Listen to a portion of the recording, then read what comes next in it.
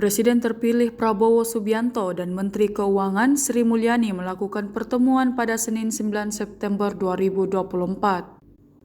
Momen tersebut diabadikan oleh keduanya di akun media sosial Instagram mereka masing-masing, @prabowo dan @esmindrawati. Dalam foto tersebut terlihat Prabowo, Sri Mulyani dan Wakil Menkyu Thomas Djiwando duduk di meja bundar.